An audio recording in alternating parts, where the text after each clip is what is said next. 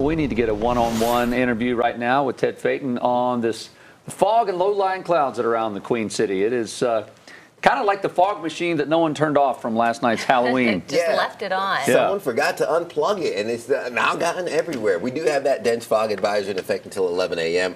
I anticipate some areas to have some of the dense visibility, which could maybe impact your travel, but should be burning off after that sun comes up throughout the morning. That makes it even harder to get out of bed this morning. It does. Yeah, it certainly does, especially if you're kind of combating that sugar hangover. We probably want to hit that snooze button a couple more times. I do think we get some sunshine this afternoon, which gets us into the mid-70s, which is above normal for the first day of November. So there's a look at your dense fog advisory, which will be in effect until 11 a.m. And we've seen some of that fog that's really kind of gotten dense around Statesville and into Morganton. Gotten some relief now, though, from 0 miles visibility to about a quarter mile. Same goes for Morganton, but we're down to just shy of a mile for Lancaster. 4 miles visibility for the Queen City, half a mile towards Shaw. So again, this patchy fog will be kind of moving throughout the morning, enhancing, getting denser, and then less dense as the morning continues. In terms of those temperatures, you're looking at low 60s around the Queen City and heading east of Charlotte, low to mid 60s as well. Low 50s for Boone and Jefferson this morning with mid 50s along that I-40 corridor.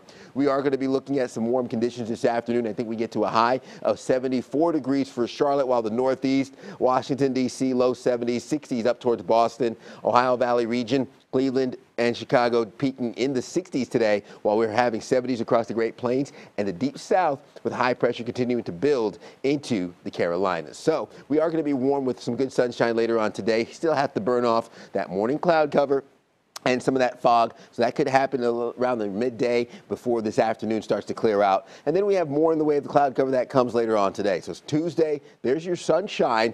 Overnight into Wednesday morning brings the return of cloud cover. I think we start off mostly cloudy on Wednesday, and then heading into Wednesday afternoon, we're looking more in the way of partly cloudy skies. Can't rule out a passing shower along I-40 into parts of that I-85 corridor west of I-77, and then your leaf blowing forecast. Today holds on to some damp weather from yesterday's rain. Not the best day to rake or blow those leaves, but Wednesday into Thursday will look a lot better and a lot drier. You've probably noticed those leaves starting to fall after that fall foliage. Overnight lows in the 50s, highs in the 70s through the work week. We roll those clocks back 1 hour Saturday night into Sunday. Mid 70s last until Monday of next week.